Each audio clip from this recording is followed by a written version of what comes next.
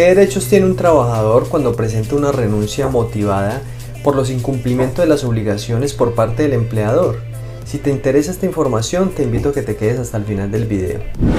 El Código Sustantivo del Trabajo establece que el trabajador puede dar por terminado el contrato de trabajo de forma unilateral cuando se presenten incumplimiento de las obligaciones por parte del empleador. A esta figura jurídicamente se le conoce como el despido indirecto y eventualmente el trabajador podría cobrar una indemnización, pero se deben de dar unas circunstancias específicas y el cumplimiento de unos requisitos. De forma general, los empleadores tienen unas obligaciones genéricas que son inherentes a la naturaleza de los contratos de trabajo, como por ejemplo pagar los salarios oportunamente, responder por las prestaciones sociales que le corresponden a sus trabajadores, entregar la dotación, dotarlos de los elementos de protección necesarios de acuerdo a las actividades que realizan, velar por la seguridad y salud en el trabajo. Cualquier incumplimiento de estas obligaciones puede dar pie a que un trabajador presente una renuncia motivada o dé por terminado el contrato de trabajo por el incumplimiento de las obligaciones del empleador. Pero también se pueden presentar situaciones relacionadas con acoso laboral o malos tratamientos verbales o físicos por parte de los empleadores o de algún representante de la empresa o inclusive de compañeros de trabajo. Este tipo de situaciones también pueden ser causas para que un trabajador presente una renuncia motivada o dé por terminado el contrato de forma unilateral por el incumplimiento de las obligaciones que le competen al empleador. Cuando el trabajador presenta una renuncia motivada o da por terminado el contrato por el incumplimiento de las obligaciones por parte del empleador, puede reclamar una indemnización, en el entendido de que esta renuncia motivada se tornaría como un despido injustificado, porque fue la empresa o el empleador el que incumplió con las obligaciones y no el trabajador, y en este caso puede reclamar una indemnización por despido injustificado. Recordemos que la indemnización por despido injustificado se va a calcular de acuerdo al tipo de contrato de trabajo. Si el trabajador tenía un contrato a término indefinido, esa indemnización va a corresponder al tiempo de servicio prestado en esa empresa. Si es un contrato de trabajo a término fijo o contrato por obra o labor, esa indemnización se va a calcular por el tiempo que faltaba para terminar ese contrato de trabajo. Para que el trabajador pueda reclamar esta indemnización por despido indirecto o por presentar una renuncia motivada por el incumplimiento de las obligaciones del empleador, el trabajador tiene la obligación de presentar esa renuncia por escrito, donde quede constancia de cuál es la causa o el motivo por el cual está dando por terminado el contrato de trabajo y lógicamente tiene que estar relacionado con el incumplimiento de las obligaciones por parte del empleador o de la empresa. Si no lo hace así, a futuro entonces ese trabajador no podría realizar la reclamación por esa indemnización. Vamos a dar un ejemplo para dar mayor claridad a este tema. Por ejemplo, si la empresa le está incumpliendo al trabajador con sus salarios o no le ha pagado prestaciones sociales, esa renuncia motivada tiene que especificar esos motivos. Señor empleador, estoy renunciando porque ustedes me deben varios salarios y no me los han cancelado o no me han pagado las prestaciones sociales. De esa manera debe quedar determinado en esa carta de renuncia. O si son situaciones, por ejemplo, que han puesto en riesgo la vida del trabajador o su salud porque lo está exponiendo a riesgos sin los elementos necesarios de protección, esas situaciones deben quedar de forma específica en esa carta porque esa carta de renuncia va a ser tomada como prueba en el proceso para poder reclamar la indemnización por despido indirecto.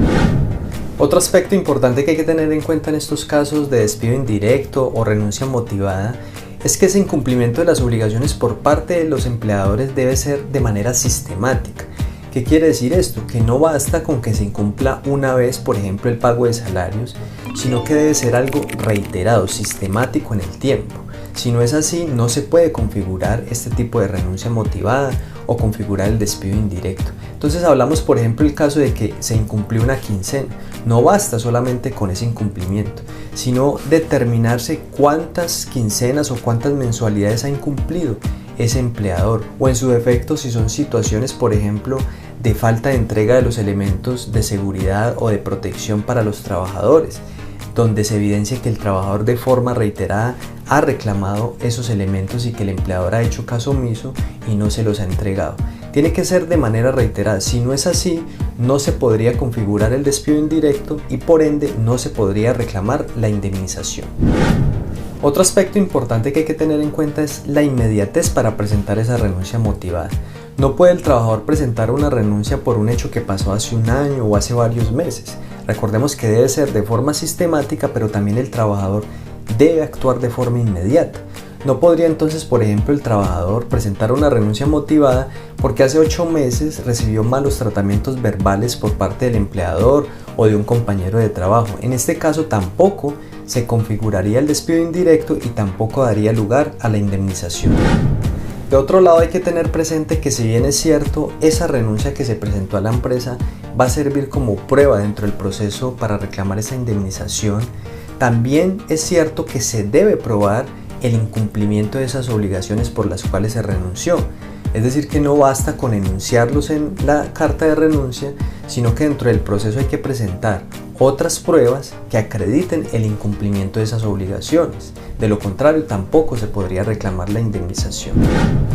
Y entonces, los trabajadores, ¿cómo pueden probar ese tipo de incumplimientos por parte de la empresa o de los empleadores? Pues existen diferentes medios probatorios para probar esos hechos dentro de los procesos judiciales. Pero aquí hablamos, por ejemplo, de hechos que están relacionados con el pago de salarios o el pago de prestaciones sociales, digamos que eventualmente pueden ser fáciles de demostrar en el entendido de que al trabajador le pueden consignar el salario a su cuenta bancaria o en su defecto le entregan colillas de pago. Pues esas situaciones podrían ser suficientes para probar en qué fechas se pagaron y en cuáles no. Y en esa medida también el empleador tiene una obligación de probar de que sí pagó esos salarios o esas prestaciones sociales. Pero cuando estamos hablando, por ejemplo, de situaciones relacionadas con el incumplimiento de otras obligaciones, por ejemplo, el no entregar los elementos de protección al trabajador, o situaciones relacionadas con acoso laboral o malos tratamientos verbales o físicos por parte de los empleadores hacia sus trabajadores, son situaciones más complejas de demostrar, pero los trabajadores tienen herramientas a la mano para poder documentar esos hechos. Y en estos casos es necesario que el trabajador vaya documentando cada uno de esos hechos, ya sea a través de reclamos escritos, por ejemplo en el caso de no haberse entregado los elementos de protección necesarios, presentar cuantos requerimientos sean necesarios para ir documentando esa situación y en un momento dado dar por terminado el contrato de trabajo. O si estamos hablando, por ejemplo, de situaciones de malos tratamientos verbales o de situaciones de acoso laboral, los trabajadores pueden también presentar grabaciones de video o de audio, siempre y cuando estas grabaciones no afecten la intimidad. Y es que, si bien es cierto, los trabajadores en estos casos podrían presentar grabaciones de video o de audio, hay que tener cuidado con estas grabaciones, como decía, para no violentar el derecho a la intimidad de las demás personas, ya sea de los empleadores o de los demás compañeros de trabajo. Hay unos requisitos que se han trazado por las altas cortes y uno de ellos es que si la persona está siendo víctima de un delito o de situaciones, en este caso de acoso laboral, podría o estaría facultada para realizar esas grabaciones. O en su defecto, por ejemplo, si estamos hablando de que es una reunión donde hay presentes varios trabajadores, cualquiera de esos trabajadores estaría facultado para grabar en ese momento. Si en un momento dado, por ejemplo, el empleador empieza a insultar a los trabajadores, a tratarlos mal, cualquiera de los trabajadores entonces estaría facultado para presentar o grabar en ese momento.